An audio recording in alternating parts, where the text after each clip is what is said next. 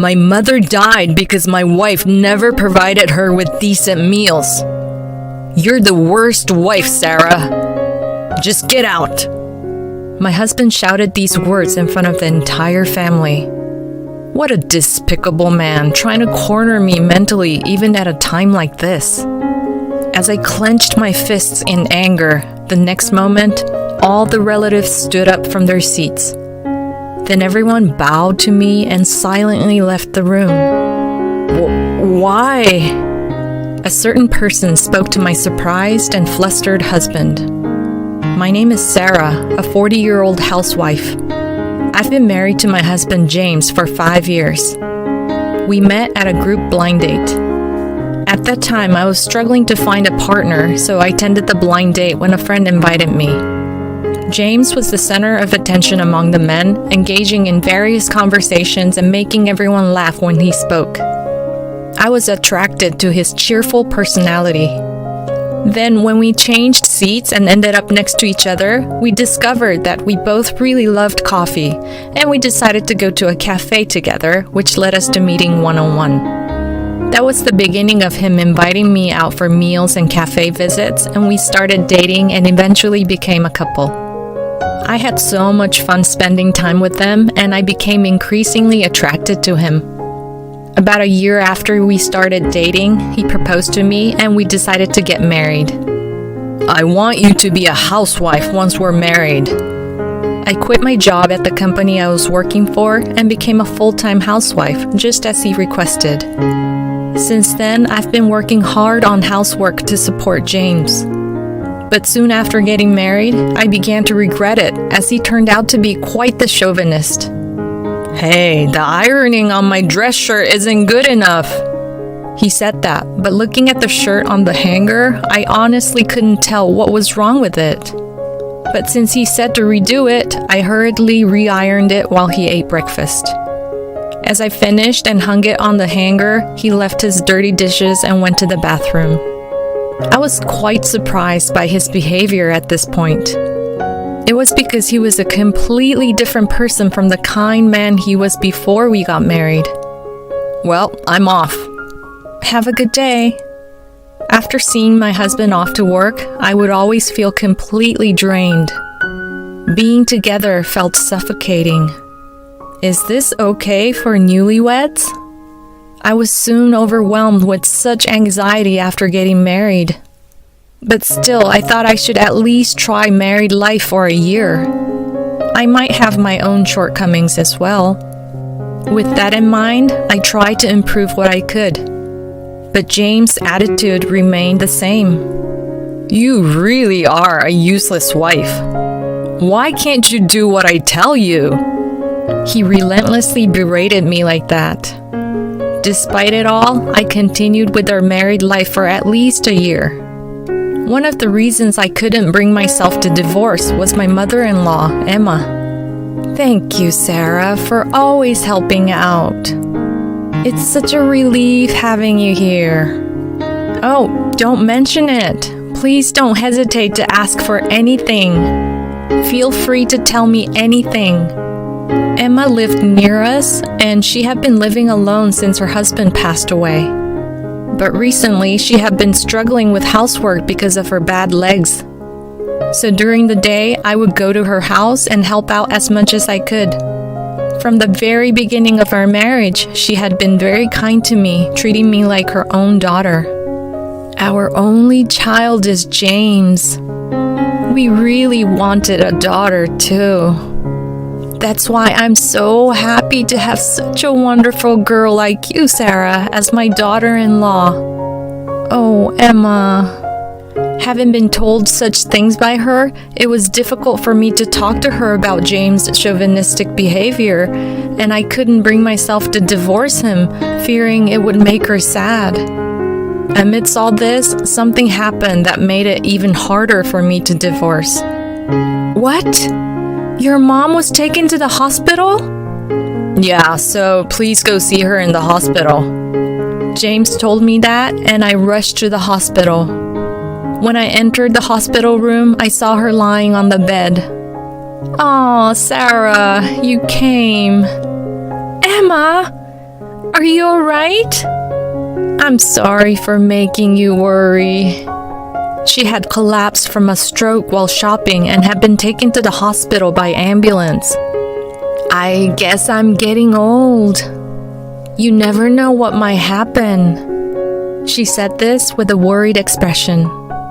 It was painful for me to see her like that. A few hours later, after finishing work, James arrived at the hospital. Mom, are you okay? James, I'm sorry for worrying you. I'm fine. No, but you just collapsed out of the blue. Of course I'm worried. After making a worried face, James seemed to have a sudden idea and said this. Oh, I know. When you're discharged, Mom, let's live together. What? That way we can take care of you, and if something happens, we can help you right away. I was shocked. Normally, you would first consult with your wife, me in this case, and propose the idea of living together to her after deciding together. But without involving me, he immediately brought up the idea of living together with this mother. It's as if I have no right to voice my opinion. If my mother-in-law agreed, I wouldn't be able to refuse. Well, I am worried about her and I don't mind living together, but I still wanted him to talk to me about it beforehand. Because he suddenly brought it up, it made her uncomfortable. But for Sarah, living with her mother-in-law could be difficult. When she said that, I almost told her, oh no, but James interrupted. No, she doesn't mind at all. In fact, she's terrible at housework, so you should teach her. My mother-in-law was surprised by his remark. James, what are you talking about? Sarah is doing just fine. She's been a great help at my house too. As she defended me, James looked annoyed. Well, as long as both of you are happy. Sarah, you're okay with living together, right? Sure. Then as soon as Mom is discharged, we'll move in together. James made the decision to live together in her house rather forcibly. A week later, when my mother-in-law was discharged, James and I terminated our rental apartment lease and moved in with her. Sarah, I look forward to living with you from today on. Same here. She greeted us warmly, and our life together began in a peaceful way. I tried my best not to burden her with housework and took the initiative to do it myself, but she insisted on doing simple chores, saying that she would become unhealthy if she didn't move. We cooked together, and she taught me various recipes. Her cooking was truly delicious, and I learned a lot. James seemed satisfied with the clean house and delicious meals. At first, I was unsure about how living together would work, but I started to think that it might be better for me. As a housewife living with just my husband, James was the only person I talked to. But having Emma around gave me someone to talk to during the day, which became a source of mental support for me. She would also step in when James was about to complain about something and take my side. When she scolded him, he would stop complaining, which was truly a blessing. In the blink of an eye, 4 years passed since we started living together. While I still had my share of complaints about my husband, I got along very well with my mother-in-law, so I didn't think much about divorce. But just when I thought things had finally settled down, James started to show even more unreasonable behavior. You're terrible at managing the household finances. What? You're spending too much on food. No, I think it's an average amount. No, it's too much. That's why I've decided to give you less money. What? I used to give you $370 for food expenses for the three of us, but starting this month, it's $170. What? That's not enough. It's more than enough. You just have to figure it out. But we won't be able to get enough nutrition and we won't be able to eat satisfying amounts of food. Figuring that out is the job of a full-time housewife. James suddenly made such an unreasonable demand, and he really only gave us $170 a month. There's no way we can cover the food expenses for 3 people with $170. I also want to make sure my mother-in-law gets nutritious meals too. But James wouldn't listen at all, and he didn't give us any more money. So for now, I did my best to make nutritious meals within the $170 budget, and I had to be incredibly creative. I bought large quantities of meat at wholesale supermarkets, divided them into smaller portions, and froze them. I looked for discount vegetable stores and stocked up, and I froze what could be frozen right away. I stopped buying all the snacks we used to buy and switched to cheaper bread. And I didn't forget to be inventive with the menu. I generally bulked up meat dishes with vegetables and tofu. I made sure to prepare soup almost every time so that we could fill our stomachs even with a small number of dishes. I think I'm doing really well. Emma also said, "I know that you're trying to save money, but it's amazing that you can still make such delicious meals." And she apologized. "I'm sorry that James is saying such outrageous things. Until now, if I warned him, he would stop doing unreasonable things, but this time he won't listen to me no matter what I say. So he wouldn't even listen to you. Although we're managing somehow now, I don't know how long we can keep living like this." Both Emma and I were quite worn out from being at the mercy of James' unreasonableness.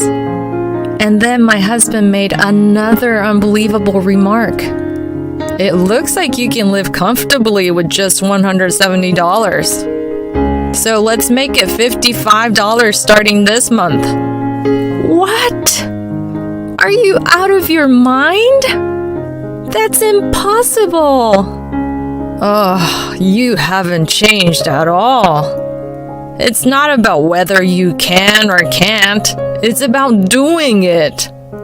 If not, I won't even give you $55. No. It's already so difficult, and now he wants us to live on half the food budget? I felt like I was going crazy. But he really only gave us $55 a month. Fortunately, he started working more overtime and going out for drinks more often, so it was fine if I just prepared meals for my mother-in-law and myself, even if the menu was modest. But we definitely didn't have enough nutrition, so I went to several supermarkets to find where meat was on sale and bought meals with half-price stickers on. Of course, I relied on the meat from the wholesale supermarket, but I had to buy beef and ground pork at a regular supermarket. Shopping by train was a waste of money, so I rode my bicycle around to stores. I think I really made a tremendous effort. But even in the midst of all that, my husband made another unbelievable remark. "I don't get why I have to pay for utilities when I'm hardly ever home. My mom's name is still on the bill, so from now on, I'm not paying for utilities." I really couldn't take it anymore. "That's not right. We're living in your mother's house, aren't we? You use the bath and you often fall asleep with the lights on when you come home late at night. If anything, your mom and I use less electricity." I angrily retorted, but my husband predictably got upset. "Who do you think is feeding you? Have you forgotten that I'm providing the money for food? It's just $55 that he's giving us. What's with his attitude?" That was my honest thought, but if we lost that $55, we would be the ones in trouble. Anyway, I'm not going to pay for utilities anymore. In the end, James forcibly decided on that as well. Emma and I were at our wits' end. "Well, I can pay for utilities and such with my pension." "Oh, Emma, Is there any way to break through this situation? In the midst of this, I came across some information. I thought maybe I could do this too. So I immediately put it into action. About half a year passed since then. Emma and I were somehow getting by with our frugal lifestyle when one day she suddenly fell ill and passed away. I was devastated. I couldn't believe that my mother-in-law, who was my emotional support, was gone. Even my husband was shocked. I can't believe my mom passed away. The wake began the next day, and relatives and friends of Emma attended.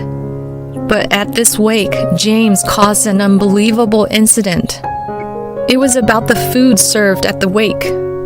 Everyone was eating and talking while thinking of my mother-in-law. In the midst of that, my husband, perhaps feeling tipsy from the alcohol, suddenly made an unthinkable remark. My mother died because my wife never provided her with decent meals. You're the worst wife, Sarah. Just get out. Don't ever set foot in my house again. James shouted these words in front of all the relatives. I was at a loss for words. We hardly spoke to each other, and the time we spent together had decreased. The relationship between my mother-in-law and my husband had always been incompatible. But why would he blame me like this at such an occasion? He's really the worst man to try to corner me mentally, even at a time like this. As I clenched my fists in anger, the next moment, all the relatives stood up. They all bowed to me and silently left.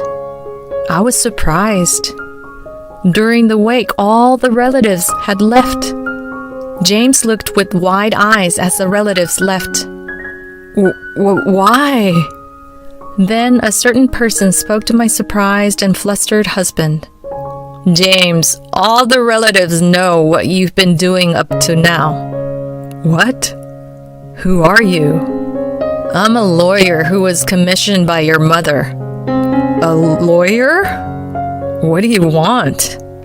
Your mother left a will. I'll read it all out loud as it's written here. The lawyer read Emma's will in front of my husband and me. We were surprised at the contents. My mother-in-law had recorded the fact that my husband only gave us $55 per month for food expenses and didn't pay for utilities. She also recorded that he repeatedly made morally harassing remarks to me and sent these records to the relatives.